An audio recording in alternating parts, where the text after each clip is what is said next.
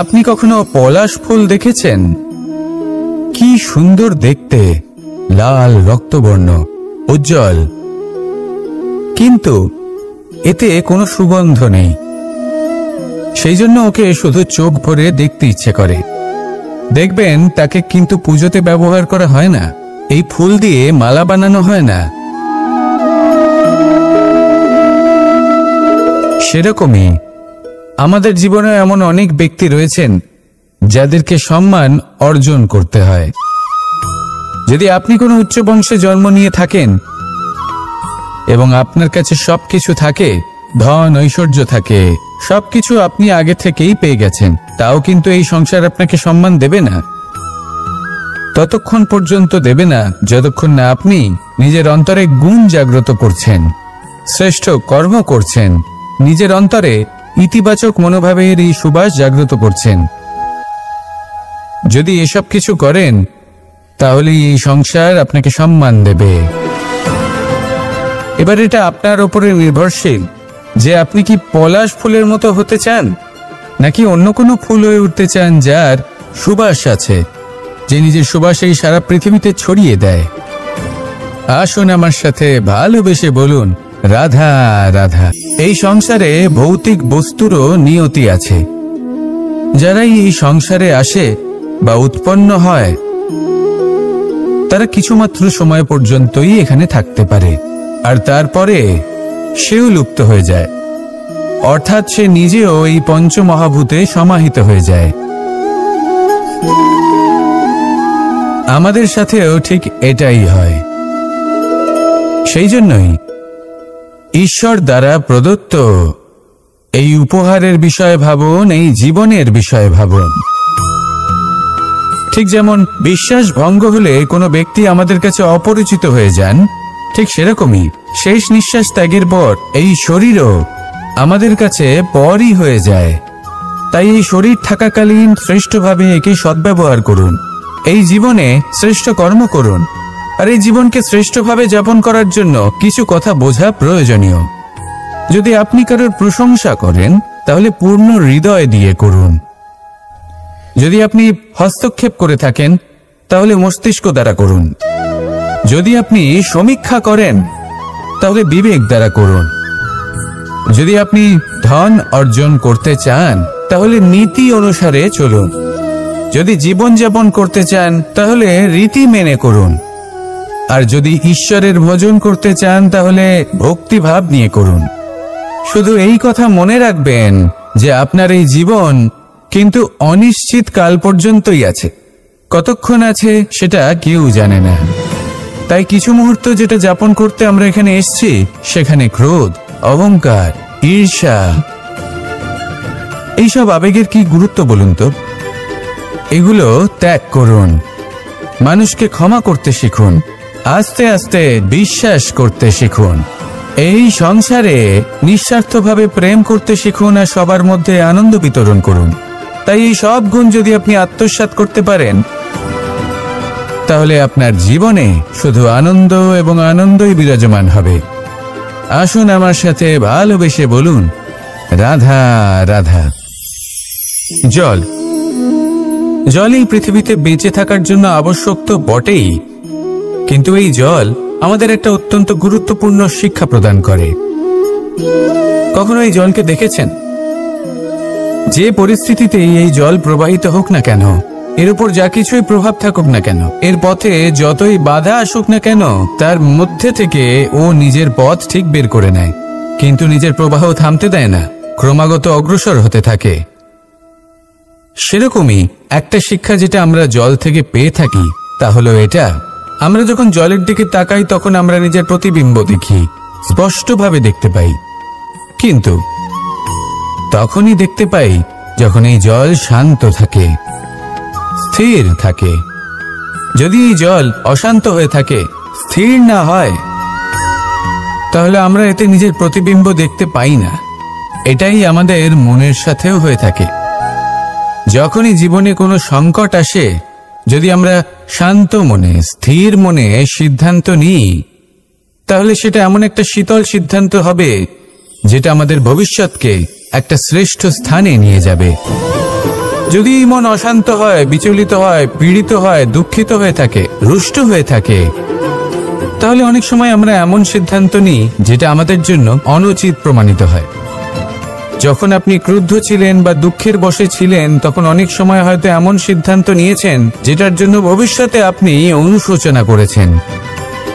এবার দেখুন, এই আবেগগুলো থেকে আমরা পালাতে পারবো না, কিন্তু এই আবেগগুলো আপনার উপর কতটা প্রভাব ফেলবে সেটা আমরা অবশ্যই ঠিক করতে পারি। এই মনকে আমরা নিয়ন্ত্রণ করতে পারি। এটাই করুন, চিন্তা করুন, এই মনকে শান্ত রাখুন, স্থির হতে চেষ্টা করুন, আর তারপরে সিদ্ধান্ত নিন। আসুন আমার সাথে ভালোবেসে বলুন, রাধা রাধা। আপনি কি কখনো নৌকা যাত্রা করেছেন? করে না থাকলেও নিশ্চয়ই দেখেছেন যে এই জল যা নিজের অন্তরে সব কিছু সমাহিত করে নিতে পারে, এই নৌকা সেই জলের ওপরেই ভেসে থাকে। নদীর স্রোত কাটিয়ে সে সামনে অগ্রসর হয়। কিন্তু যদি এই নৌকায় কোনো ছিদ্র হয়, তাহলে কিন্তু সেই নৌকা ডুবে যাবে। আর এতে কোনো তফাৎ হবে না যে সেই ছিদ্র ছোট নাকি বড়, নৌকা ডুবে যাবে। এই ছিদ্র হলো আমাদের জীবনে আমাদের অপগুণ, আমাদের দোষ, আমাদের বিকার। কখনো এটা ভাববেন না যে এই দোষ খুবই ছোট, হইতে কিছুই যাবে আসবে না। না, সেই ছোট দোষ, সেই ছোট বিকার যদি সেটাকে শুধরে না নেন, তাহলে সেটা আপনাকে আপনার পতনের দিকে নিয়ে যাবে। শেষ পর্যন্ত এটা আপনার উপর নির্ভরশীল যে আপনি কি চান। আপনার জীবনের এই নৌকা এভাবেই ডুবে যেতে দেখবেন, নাকি নিজেকে শুধরে নিয়ে সেই নৌকার সেই ছিদ্রটাকে ভরিয়ে তুলতে চাইবেন? নির্বাচন আপনার। আসুন আমার সাথে ভালোবেসে বলুন, রাধা রাধা। আমরা সবাই পাথর দেখেছি, পর্বতও দেখেছি, শুকনো পাতাও দেখেছি, শ্যামল বনানীও দেখেছি। কখনো ভেবেছেন পাথরের অস্তিত্ব কিন্তু ততক্ষণ পর্যন্ত যতক্ষণ সে পর্বতের গায়ে আটকে থাকে।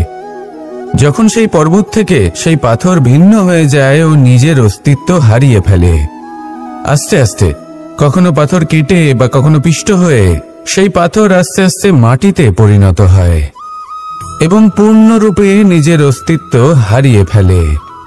এটাই পাতার সাথেও হয়। এই পাতা যতক্ষণ গাছের ডালের সাথে যুক্ত ততক্ষণ তার অস্তিত্ব থাকে। যখনই ডাল থেকে বিচ্ছিন্ন হয়, সেও নিজের অস্তিত্ব হারিয়ে ফেলে। আর এটাই আমাদের সাথেও হয়। যতক্ষণ আমরা নিজেদের আপনজনের সাথে যুক্ত থাকি, আমাদের অস্তিত্ব বজায় থাকে। যখন আপনজনদের সাথে সম্পর্ক ছিন্ন করি, তখন আমরাও আমাদের অস্তিত্ব হারিয়ে ফেলি। এবার এই সংসারের প্রত্যেক ব্যক্তি স্বতন্ত্র থাকতে চান, আর অনেক ব্যক্তি স্বতন্ত্র থাকবেন বলে আপনজনদের দূরে করে দেন আর তাদের সাথে এই সম্পর্ক ছিন্ন করেন। এটা কি সত্যি প্রয়োজন? আপনজনদের সাথে সম্পর্ক ছিন্ন করে নিজের অস্তিত্ব হারিয়ে ফেলা প্রয়োজনীয়, নাকি আপনজনদের সাথে সম্পর্ক বজায় রেখে নিজেদের স্বতন্ত্র করে রাখা সেটা আবশ্যক? নির্বাচন আপনারই। আসুন আমার সাথে ভালোবেসে বলুন, রাধা রাধা। আমরা প্রত্যেকেই অবশ্যই এমন সময় দেখেছি যখন অনেকগুলো সমস্যা একসাথে আমাদের জীবনে এসে পড়ে। সমস্যা আমাদের প্রত্যেকের জীবনেই থাকে। আমরা তার সমাধান খুঁজতে চেষ্টা করি, কখনো সমাধান খুঁজে পাই, আবার কখনো যতই চেষ্টা করি না কেন কোনো সমাধান খুঁজেই পাই না। আর যখন এটা হয়, তখন মানুষ অত্যন্ত বিচলিত হয়ে পড়েন। নিজের আত্মীয় স্বজন, নিজের বন্ধু বা সংসার, এদের ওপরে এই দোষ চাপিয়ে দেন যে এদের জন্যই এই সমস্যা এসেছে। এবার যদি আমি আপনাকে কোনো পরামর্শ দিই, তাহলে এটাই বলবো যে দৃষ্টিভঙ্গি পাল্টে দেখুন। এই দৃষ্টিভঙ্গি দিয়ে দেখুন যে এই সংসারে যে সমস্যাই আসুক না কেন, তার জন্য কেউ দোষী নয়, না আপনি না অন্য কেউ। এই পুরো খেলাটাই আপনার মানসিকতা, আপনার দৃষ্টিভঙ্গি, আপনার মনের। কিভাবে বোঝাচ্ছি? যখন আমাদের মন শক্ত থাকে, তখন কঠিন থেকে কঠিনতর পরিস্থিতিও আমাদের জীবনে খুব বেশি হলে প্রতিস্পর্ধা হয়ে থেকে যায়। সেখানে যদি আমাদের মন দুর্বল থাকে তখন অল্প কঠিন পরিস্থিতিও আমাদের কাছে খুব বড় সমস্যা হয়ে যায়, তাই না? একটা শক্ত মন কঠিন পরিস্থিতিকে প্রতিস্পর্ধা হিসেবে দেখে আর তার মধ্যে ওটা সুযোগ খুঁজে নেয়। আমাদের শুধু এটাই করতে হবে। এই সংসারে অন্য কাউকে দোষী মনে করলে আপনার সমস্যা দূর হয়ে যাবে না। সেই জন্য এই সংসারকে দোষ দেওয়ার বদলে এই সমস্যার মূলে চলে যান, সেটাকে বুঝুন, নিজের এই মনকে শক্ত করে তুলুন। যদি আপনার মন শক্তিশালী হয় তাহলে এই সংসারে অনেক বড় বড় কঠিন থেকে কঠিনতর পরিস্থিতিও যদি আসে, আপনার জীবনে যতই বড় বড় সমস্যা আসুক না কেন আপনার লক্ষ্য লাভে বাধা দিতে পারবে না। আসুন আমার সাথে ভালোবেসে বলুন, রাধা রাধা। কখনো এই প্রকৃতির দিকে তাকিয়ে থাকবেন। এই প্রকৃতি অনেক ধরনের শিক্ষা দেয়। কোন একটা গাছকে দেখুন কিভাবে সে মাটি থেকে জল শুষে নেয়। সে ঝড় হোক বা হোক কড়া রোদ সব সহ্য করে এবং অবশেষে সে ফল ধারণ করে। আর সেই ফল উৎপন্ন করার পরে সে ফল কিন্তু সে নিজে গ্রহণ করে না, এই সংসারকে প্রদান করে, যাতে পশু পাখি মানুষ তারা এই ফল গ্রহণ করে শক্তিশালী হয়ে উঠতে পারে, সুস্থ থাকতে পারে। সেভাবেই নদী, সরোবর এরা নিজেরাও কিন্তু নিজেদের জল গ্রহণ করে না, মাটিকে প্রদান করে, পশু পাখিকে প্রদান করে। সূর্য নিজেও নিজের জন্য প্রজ্বলিত হয় না, সে প্রকাশ ছড়িয়ে দিতে চায় আমাদের সবার কাছে, সে আলো পৌঁছে দিতে চায়। এই প্রত্যেকের কর্মে পরমার্থ নিহিত আছে, আর সেই জন্যই এদের সকলকে পুজো করা হয়। তাই মনে রাখবেন, আপনার কাছে জীবন যাপনের অতিরিক্ত যা কিছুই আছে তা পরমার্থের জন্য। তাহলে তার সদ্ব্যবহার করুন আর আমার সাথে ভালোবেসে বলুন, রাধা রাধা। পরিবর্তন, এটা হলো সৃষ্টির অমূল্য নিয়ম। এই সংসারে সবকিছু সময়ান্তরে পরিবর্তিত হয়, এই সময়ও পরিবর্তিত হয়। পরিবর্তন চিরকাল হয়ে এসেছে আর চিরকাল হতে থাকবে। কিন্তু এবার আমরা সেই পরিবর্তন কিভাবে লাভ করব যেটা আমাদের প্রয়োজন, যেটা আমরা চাই? আমরা জীবনে বিকাশ চাই। এই বিকাশ কিভাবে লাভ করতে পারি? এই প্রকৃতি কিন্তু আমাদের অত্যন্ত উত্তম উদাহরণ দিয়ে বুঝিয়েছে। একটি বিন্দুর উদাহরণ দিয়েছে যা ভবিষ্যতে একটা বিশাল নদীর আকার ধারণ করে। এটা কিভাবে হয়? মেঘ থেকে একটি বিন্দু ঝরে পড়ে সেই পর্বতের ওপর যেখানে হিম আছে। সেই হিমের সংস্পর্শে আসা মাত্র সেই বিন্দুর সাথে আরো বেশ কিছু বিন্দু যুক্ত হয়, তারপর তারা অগ্রসর হয়, আরো কিছু বিন্দু যুক্ত হয়, আস্তে আস্তে একটা ক্ষীণ ধারার রূপ ধারণ করে এবং সেটাই ভবিষ্যতে আরো এগোতে থাকে। অনেকটা যাওয়ার পর যখন অনেক সংখ্যক বিন্দু একসাথে যুক্ত হয় তখন সেটা বিশাল নদীর আকার ধারণ করে। এবার আমরা মানুষ বলে আমাদের সাথে এই নিয়মের অন্যথা হয় তা নয়। আমরাও এই প্রকৃতির অংশ, আমাদের ক্ষেত্রেও একই নিয়ম প্রযোজ্য। যখন পরিশ্রম করে অনেক সংখ্যক বিন্দু আমরা একত্রিত করব তখনই পরিবর্তনের নদী প্রবাহিত হবে। প্রয়োজন হলো নিরন্তর পরিশ্রম করা এবং ধৈর্য ধরা। এটা করতে থাকুন, জীবনে সবকিছু লাভ করতে পারবেন। কারণ প্রকৃতি আমাদের এটাই শিখিয়েছে, আর আমরা এই ব্রহ্মরই একটি অংশ, যার দ্বারা এই ব্রহ্মাণ্ড নির্মিত। আসুন আমার সাথে ভালোবেসে বলুন, রাধা রাধা। প্রত্যেক মানুষ নিজের জীবনে দুঃখ অনুভব করেন। প্রত্যেকের দুঃখ আলাদা হতে পারে। কারোর মনে এই দুঃখ থাকে যে সে তার বাবা মায়ের সব ইচ্ছে পূরণ করতে পারেননি। কেউ এটা ভেবে দুঃখ পান যে সে চিরকাল সদাচার করেছেন, সৎকর্ম করেছেন, কিন্তু তাও তাকে দুরাচারী বলে মনে করা হয়। কেউ এটা ভেবেও দুঃখ পান যে তার সামনে যে ব্যক্তি রয়েছেন তার চোখে তিনি শত্রু হয়ে উঠেছেন বা দুষ্ট হয়ে উঠেছেন, যেখানে তিনি হয়তো কোনো অনুচিত কাজই করেননি।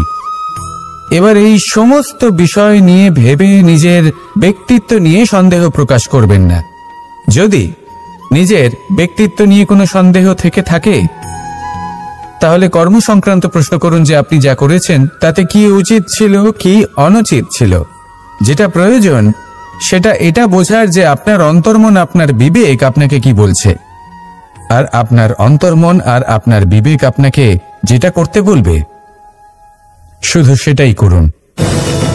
আর তারপরে এই সংসার কি বলবে, কি ভাববে সেসব নিয়ে ভাবতে যাবেন না। কারণ এই সংসার তো ঈশ্বরকেও প্রশ্ন করে থাকে, ঈশ্বরকেও দোষী মনে করে। কখনো কখনো যখন কোনো ঘটনা মানুষের ইচ্ছা অনুযায়ী ঘটে না, তখন মানুষ এটা বলে যে হে ঈশ্বর, আপনি আমার পাশে থাকলেন না, আপনি বড়ই কঠোর, এটা আপনার দোষ। যেখানে বেশিরভাগ সময় হয়তো সে নিজেই নিজের কর্মফল ভোগ করছে। আর কখনো কখনো ঈশ্বর হয়তো তার জন্য আরো ভালো কোনো পরিকল্পনা করে রেখেছেন, কিন্তু মানুষ সেটা বুঝতে পারে না। তাই দিনের শেষে যেটা প্রয়োজন সেটা হলো নিজের মনের কথা বুঝতে হবে। আপনার বিবেক কি বলছে শুধু সেটাই করুন, আর সামনে এগোতে থাকুন। আমার সাথে ভালোবেসে বলুন রাধা রাধা। পাশা নামক এই খেলাটি আপনারা নিশ্চয়ই খেলেছেন, না খেলে থাকলে দেখেছেন, আর যদি দেখেও না থাকেন তাহলে নিশ্চিত রূপে শুনেছেন। মহাভারতের এই মহাযুদ্ধ কোথাও না কোথাও এই পাশা নামক খেলার কারণে হয়েছিল। পাশার এই বিচিত্র খেলা, দান, এইসবের কারণে কেউ নিজের মাথায় রাজ মুকুট পরিধান করেছিলেন, আবার সেখানে পরাজিত হওয়ার জন্য কাউকে বনবাস ভোগ করতে হয়েছিল। কিন্তু এই খেলা সমাপ্ত হওয়ার পরে সমস্ত ঘটি আর এই পাশার ছক একই পুটলিতে স্থান পেল। এটাই হলো আমাদের জীবন। এই সংসারে আমরা জয় পরাজয়ের বিষয়ে এতটাই ভাবি, এত চিন্তা করি যে এই জীবনের খেলার আনন্দটাই উপভোগ করতে পারি না। আর অবশেষে কি হয়? কেউ জয়ী হন, কেউ পরাজিত হন, কিন্তু দুজনেই একই স্থানে পৌঁছে যান। প্রত্যেক ব্যক্তি মৃত্যুর পরে একটি নির্দিষ্ট স্থানেই পৌঁছতে বাধ্য, কিন্তু ততক্ষণ এই জীবন, এই খেলা, তার আনন্দ উপভোগ করুন। এই সংসারে সেই ব্যক্তি শ্রেষ্ঠ স্থানে পৌঁছতে পেরেছেন যিনি এই সংসারকে প্রকাশ প্রদান করেছেন, যিনি কখনো জয় পরাজয় এ বিষয়ে ভাবেননি, শুধু এই জীবনের খেলার আনন্দ উপভোগ করেছেন। এটাই আপনিও করুন, আর আমার সাথে ভালোবেসে বলুন রাধা রাধা। আমরা সকলে সামাজিক জীব। মানুষের সাথে দেখা সাক্ষাৎ করা এটা চিরকালই চলতে থাকে। আমরা কখনো কাউকে উপহার দিই, আবার কখনো কেউ আমাদের উপহার দেয়। কখনো কি এমন হয়েছে যে আপনি কাউকে একটা উপহার দিয়েছেন, কিছু সময় পরে বা কিছু মাস পরে সেই উপহারই ঘুরে ফিরে আপনার কাছেই এসেছে, অর্থাৎ সেই বস্তুটাই আপনার কাছে আবার ফিরে এলো? এরকম হয়। ছেলেবেলায় একদিন একজনের বিবাহ ছিল, তখন মা তাকে একটা উপহার দিতে চাইছিলেন, তাই তিনি একটা পোশাক বানালেন আর সেটাকে সুসজ্জিত করছিলেন। আমি দেখলাম আর জিজ্ঞেস করলাম যে মা, এই পোশাক এত সুসজ্জিত করার কি আছে? তখন মা বললেন যে কানাই, কখনো কাউকে এমনই উপহার দেবে, এমন প্রকারে দেবে যে সেটা যদি আবার ঘুরে ফিরে তোমার কাছে ফিরে আসে তাহলে যেন তোমার খারাপ না লাগে। এটাই কিন্তু হয় আমাদের ব্যবহারের সাথে, কর্মের সাথেও এবং আমাদের কথার সাথেও। তেমনই আচরণ করবেন যে আচরণ আপনি সহ্য করতে পারবেন। যদি মুখ থেকে কটু কথা বেরোতে থাকে তখন নিজেকে সংযত করে নিন। সেই শব্দের প্রয়োগ করুন যেটা আপনি তার বদলে শুনতে চাইবেন এবং আপনার দুঃখও হবে না, কারণ আপনার কর্ম এমন একটা উপহার যেটা আবার ঘুরে ফিরে ফলস্বরূপ আপনার কাছেই আসবে। সেই জন্য নিজের আচরণ শুভ করুন, নিজের মানসিকতা শুভ করুন, নিজের মুখ থেকে মধুর বাণী নিঃসৃত করুন, আর এইভাবে মধুরভাবে বলুন রাধা রাধা। এই সংসারে একটা শব্দ আছে যার বিষয়ে মানুষ অত্যাধিক চিন্তা ভাবনা করে, আর সেই শব্দ হলো অস্তিত্ব, পরিচয়। প্রত্যেক ব্যক্তি এই সংসারে নিজের অস্তিত্ব গড়তে চায়, আর ছোট থেকে এটাই হয়।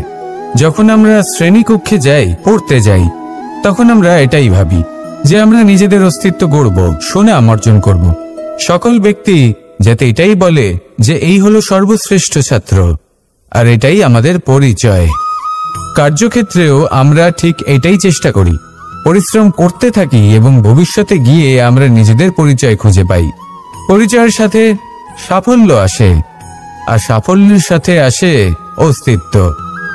আর যখন এই দুটি সংযুক্ত হয়, তখন মানুষ অসফলতার কথা ভেবে ভয়ভীত হয়ে পড়ে, আর এটা ভাবতে থাকে যে যদি আমি অসফল হই তাহলে সেই পরিচিতির কি হবে, সেই নামের কি হবে, সেই সব কিছু যে আমি অর্জন করেছি তার কি হবে। সে ভয়ভীত হয়ে পড়ে, আর এই ভয়ের কারণে তার বিকাশ কোথাও না কোথাও অবরুদ্ধ হয়। সে শ্রেষ্ঠ কর্ম করা বন্ধ করে দেয় এবং শুধুই সুরক্ষিত থাকতে চেষ্টা করে। আর অসফল হলে তাতে ভয় পাওয়ার কোনো প্রয়োজন নেই, কারণ যখন আপনি সফল হন তখন এই সাফল্য আপনার পরিচয় এই সংসারের সাথে করায়। কিন্তু যখন আপনি অসফল হয়ে থাকেন তখন এই অসফলতা এই সংসারের পরিচয় আপনার সাথে করায়, যা অত্যন্ত আবশ্যক। অসফলতা প্রত্যেকের জীবনেই আসবে, তার সম্মুখীন হন আর তার থেকে শিক্ষা লাভ করুন। কারণ যখনই আপনি অসফল হন তখনই আপনার জ্ঞান চক্ষু উন্মুক্ত হয়। আসুন আমার সাথে ভালোবেসে বলুন, রাধা রাধা। আপনি কখনো পলাশ ফুল দেখেছেন? কি সুন্দর দেখতে, লাল রক্তবর্ণ, উজ্জ্বল, কিন্তু এতে কোনো সুগন্ধ নেই। সেই জন্য ওকে শুধু চোখ ভরে দেখতে ইচ্ছে করে। দেখবেন তাকে কিন্তু পুজোতে ব্যবহার করা হয় না, এই ফুল দিয়ে মালা বানানো হয় না। সেরকমই আমাদের জীবনে এমন অনেক ব্যক্তি রয়েছেন যাদেরকে সম্মান অর্জন করতে হয়। যদি আপনি কোনো উচ্চ বংশে জন্ম নিয়ে থাকেন এবং আপনার কাছে সবকিছু থাকে, ধন ঐশ্বর্য থাকে, সবকিছু আপনি আগে থেকেই পেয়ে গেছেন, তাও কিন্তু এই সংসার আপনাকে সম্মান দেবে না। ততক্ষণ পর্যন্ত দেবে না যতক্ষণ না আপনি নিজের অন্তরে গুণ জাগ্রত করছেন, শ্রেষ্ঠ কর্ম করছেন, নিজের অন্তরে ইতিবাচক মনোভাবের এই সুবাস জাগ্রত করছেন। যদি এসব কিছু করেন তাহলে এই সংসার আপনাকে সম্মান দেবে। এবার এটা আপনার উপরে নির্ভরশীল যে আপনি কি পলাশ ফুলের মতো হতে চান, নাকি অন্য কোনো ফুল হয়ে উঠতে চান যার সুবাস আছে, যে নিজের সুবাস এই সারা পৃথিবীতে ছড়িয়ে দেয়। আসুন আমার সাথে ভালোবেসে বলুন, রাধা রাধা। এই সংসারে ভৌতিক বস্তুরও নিয়তি আছে। যারাই এই সংসারে আসে বা উৎপন্ন হয় তারা কিছুমাত্র সময় পর্যন্তই এখানে থাকতে পারে, আর তারপরে সেও লুপ্ত হয়ে যায়, অর্থাৎ সে নিজেও এই পঞ্চমহাভূতে সমাহিত হয়ে যায়। আমাদের সাথেও ঠিক এটাই হয়। সেই জন্যই ঈশ্বর দ্বারা প্রদত্ত এই উপহারের বিষয়ে ভাবুন, এই জীবনের বিষয়ে ভাবুন। ঠিক যেমন বিশ্বাস ভঙ্গ হলে কোনো ব্যক্তি আমাদের কাছে অপরিচিত হয়ে যান, ঠিক সেরকমই শেষ নিঃশ্বাস ত্যাগের পর এই শরীরও আমাদের কাছে পরই হয়ে যায়। তাই এই শরীর থাকাকালীন শ্রেষ্ঠভাবে একে সদ্ব্যবহার করুন, এই জীবনে শ্রেষ্ঠ কর্ম করুন। আর এই জীবনকে শ্রেষ্ঠভাবে যাপন করার জন্য কিছু কথা বোঝা প্রয়োজনীয়। যদি আপনি কারোর প্রশংসা করেন তাহলে পূর্ণ হৃদয় দিয়ে করুন। যদি আপনি হস্তক্ষেপ করে থাকেন তাহলে মস্তিষ্ক দ্বারা করুন। যদি আপনি সমীক্ষা করেন তাহলে বিবেক দ্বারা করুন। যদি আপনি ধন অর্জন করতে চান তাহলে নীতি অনুসারে চলুন। যদি জীবনযাপন করতে চান তাহলে রীতি মেনে করুন। আর যদি ঈশ্বরের ভজন করতে চান তাহলে ভক্তিভাব নিয়ে করুন। শুধু এই কথা মনে রাখবেন যে আপনার এই জীবন কিন্তু অনিশ্চিত কাল পর্যন্তই আছে। কতক্ষণ আছে সেটা কেউ জানে না। তাই কিছু মুহূর্ত যেটা যাপন করতে আমরা এখানে এসেছি, সেখানে ক্রোধ, অহংকার, ঈর্ষা এইসব আবেগের কি গুরুত্ব বলুন তো? এগুলো ত্যাগ করুন, মানুষকে ক্ষমা করতে শিখুন, আস্তে আস্তে বিশ্বাস করতে শিখুন, এই সংসারে নিঃস্বার্থভাবে প্রেম করতে শিখুন আর সবার মধ্যে আনন্দ বিতরণ করুন। তাই এই সব গুণ যদি আপনি আত্মসাৎ করতে পারেন, তাহলে আপনার জীবনে শুধু আনন্দ এবং আনন্দই বিরাজমান হবে। আসুন আমার সাথে ভালোবেসে বলুন, রাধা রাধা। জল, জল এই পৃথিবীতে বেঁচে থাকার জন্য আবশ্যক তো বটেই, কিন্তু এই জল আমাদের একটা অত্যন্ত গুরুত্বপূর্ণ শিক্ষা প্রদান করে। কখনো এই জলকে দেখেছেন? যে পরিস্থিতিতেই এই জল প্রবাহিত হোক না কেন, এর উপর যা কিছুই প্রভাব থাকুক না কেন, এর পথে যতই বাধা আসুক না কেন, তার মধ্যে থেকে ও নিজের পথ ঠিক বের করে নেয়, কিন্তু নিজের প্রবাহ থামতে দেয় না, ক্রমাগত অগ্রসর হতে থাকে। সেরকমই একটা শিক্ষা যেটা আমরা জল থেকে পেয়ে থাকি, তা হলো এটা: আমরা যখন জলের দিকে তাকাই তখন আমরা নিজের প্রতিবিম্ব দেখি, স্পষ্টভাবে দেখতে পাই, কিন্তু তখনই দেখতে পাই যখন এই জল শান্ত থাকে, স্থির থাকে। যদি এই জল অশান্ত হয়ে থাকে, স্থির না হয়, তাহলে আমরা এতে নিজের প্রতিবিম্ব দেখতে পাই না। এটাই আমাদের মনের সাথেও হয়ে থাকে। যখনই জীবনে কোনো সংকট আসে, যদি আমরা শান্ত মনে, স্থির মনে সিদ্ধান্ত নিই, তাহলে সেটা এমন একটা শীতল সিদ্ধান্ত হবে যেটা আমাদের ভবিষ্যৎকে একটা শ্রেষ্ঠ স্থানে নিয়ে যাবে। যদি মন অশান্ত হয়, বিচলিত হয়, পীড়িত হয়, দুঃখিত হয়ে থাকে, রুষ্ট হয়ে থাকে, তাহলে অনেক সময় আমরা এমন সিদ্ধান্ত নিই যেটা আমাদের জন্য অনুচিত প্রমাণিত হয়। যখন আপনি ক্রুদ্ধ ছিলেন বা দুঃখের বশে ছিলেন, তখন অনেক সময় হয়তো এমন সিদ্ধান্ত নিয়েছেন যেটার জন্য ভবিষ্যতে আপনি অনুশোচনা করেছেন। এবার দেখুন, এই আবেগগুলো থেকে আমরা পালাতে পারবো না, কিন্তু এই আবেগগুলো আপনার উপর কতটা প্রভাব ফেলবে সেটা আমরা অবশ্যই ঠিক করতে পারি। এই মনকে আমরা নিয়ন্ত্রণ করতে পারি। এটাই করুন, চিন্তা করুন, এই মনকে শান্ত রাখুন, স্থির হতে চেষ্টা করুন, আর তারপরে সিদ্ধান্ত নিন। আসুন আমার সাথে ভালোবেসে বলুন, রাধা রাধা। আপনি কি কখনো নৌকা যাত্রা করেছেন? করে না থাকলেও নিশ্চয়ই দেখেছেন যে এই জল, যা নিজের অন্তরে সব কিছু সমাহিত করে নিতে পারে, এই নৌকা সেই জলের ওপরেই ভেসে থাকে। নদীর স্রোত কাটিয়ে সে সামনে অগ্রসর হয়। কিন্তু যদি এই নৌকায় কোনো ছিদ্র হয়, তাহলে কিন্তু সেই নৌকা ডুবে যাবে, আর এতে কোনো তফাৎ হবে না যে সেই ছিদ্র ছোট নাকি বড়, নৌকা ডুবে যাবে। এই ছিদ্র হলো আমাদের জীবনে আমাদের অপগুণ, আমাদের দোষ, আমাদের বিকার। কখনো এটা ভাববেন না যে এই দোষ খুবই ছোট, হইতে কিছুই যাবে আসবে না। না, সেই ছোট দোষ, সেই ছোট বিকার, যদি সেটাকে শুধরে না নেন, তাহলে সেটা আপনাকে আপনার পতনের দিকে নিয়ে যাবে। শেষ পর্যন্ত এটা আপনার উপর নির্ভরশীল যে আপনি কি চান। আপনার জীবনের এই নৌকা এভাবেই ডুবে যেতে দেখবেন, নাকি নিজেকে শুধরে নিয়ে সেই নৌকার সেই ছিদ্রটাকে ভরিয়ে তুলতে চাইবেন? নির্বাচন আপনার।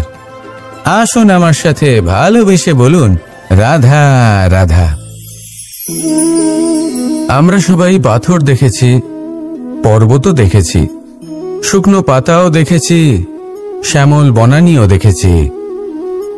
কখনো ভেবেছেন পাথরের অস্তিত্ব কিন্তু ততক্ষণ পর্যন্ত যতক্ষণ সে পর্বতের গায়ে আটকে থাকে।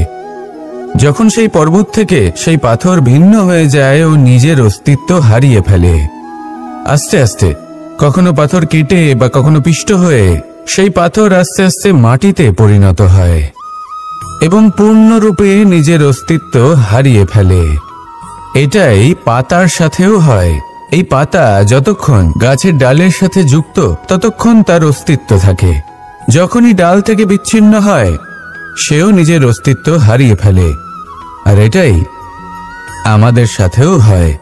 যতক্ষণ আমরা নিজেদের আপনজনের সাথে যুক্ত থাকি, আমাদের অস্তিত্ব বজায় থাকে। যখন আপনজনদের সাথে সম্পর্ক ছিন্ন করি, তখন আমরাও আমাদের অস্তিত্ব হারিয়ে ফেলি।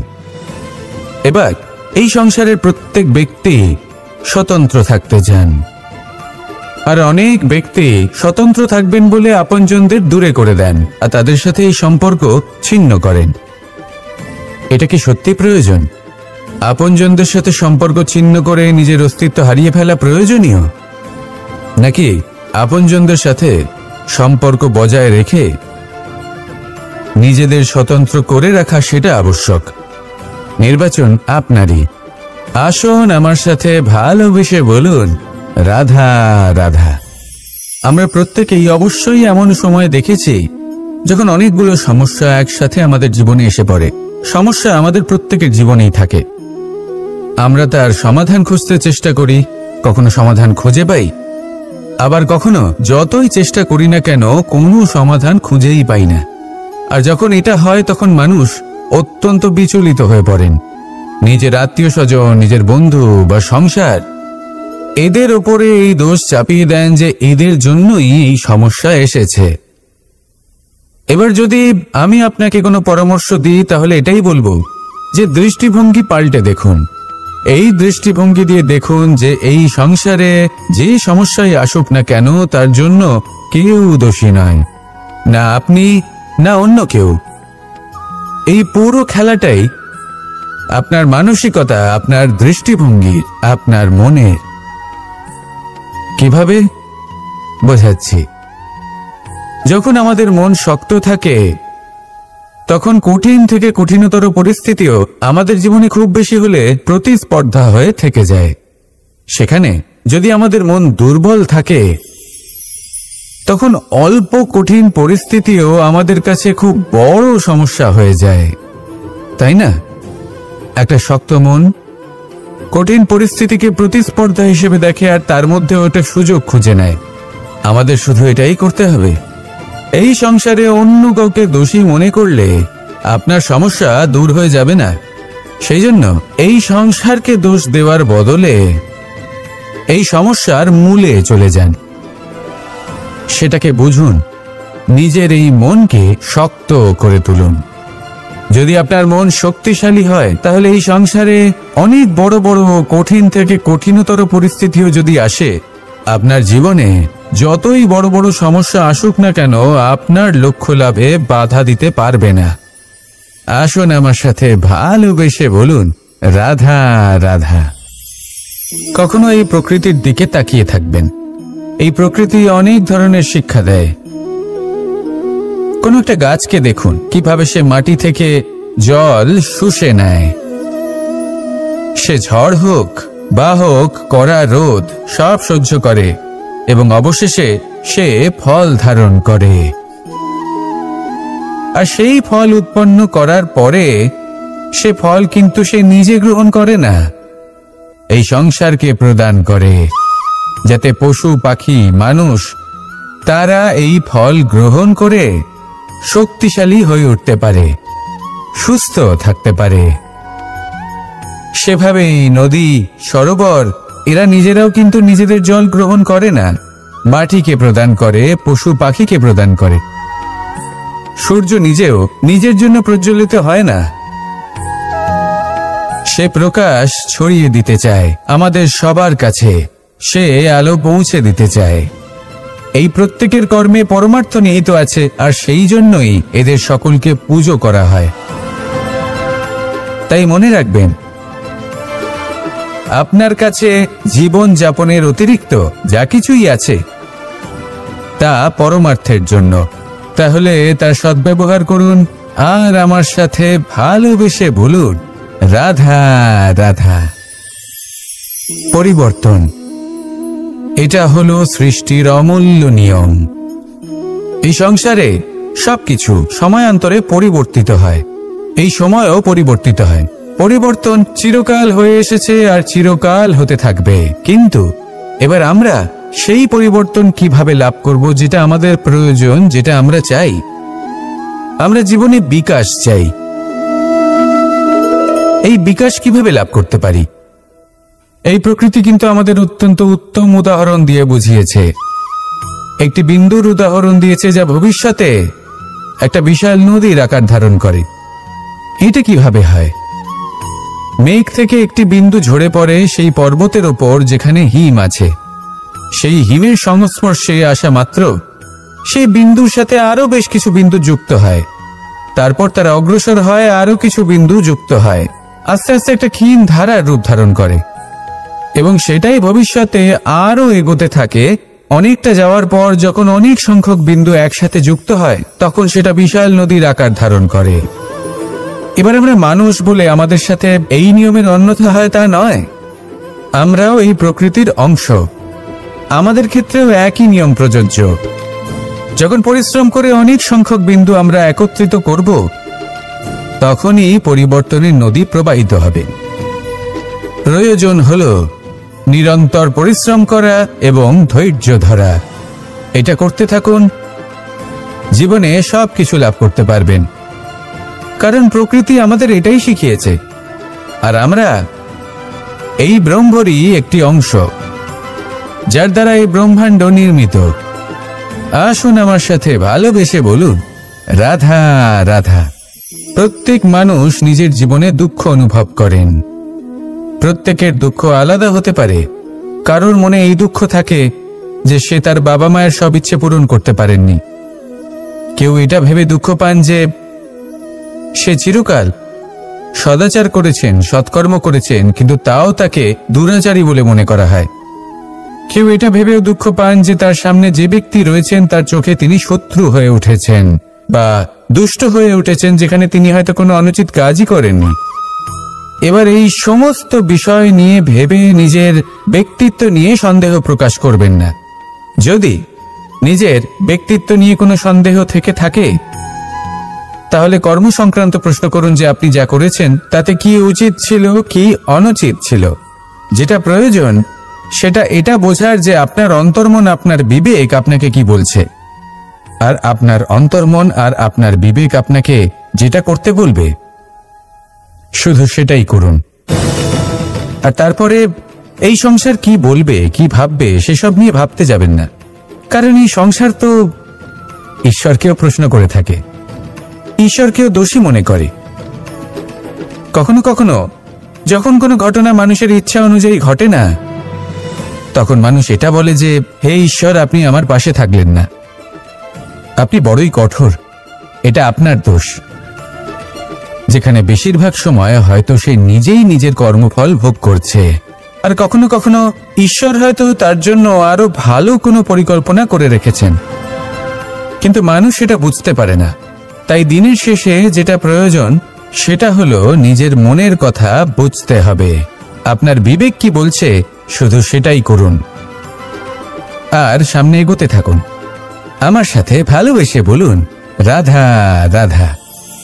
পাশা নামক এই খেলাটি আপনারা নিশ্চয়ই খেলেছেন, না খেলে থাকলে দেখেছেন, আর যদি দেখেও না থাকেন তাহলে নিশ্চিত রূপে শুনেছেন। মহাভারতের এই মহাযুদ্ধ কোথাও না কোথাও এই পাশা নামক খেলার কারণে হয়েছিল। পাশার এই বিচিত্র খেলা, দান, এইসবের কারণে কেউ নিজের মাথায় রাজ মুকুট পরিধান করেছিলেন, আবার সেখানে পরাজিত হওয়ার জন্য কাউকে বনবাস ভোগ করতে হয়েছিল। কিন্তু এই খেলা সমাপ্ত হওয়ার পরে সমস্ত ঘটি আর এই পাশার ছক একই পুটলিতে স্থান পেল। এটাই হলো আমাদের জীবন।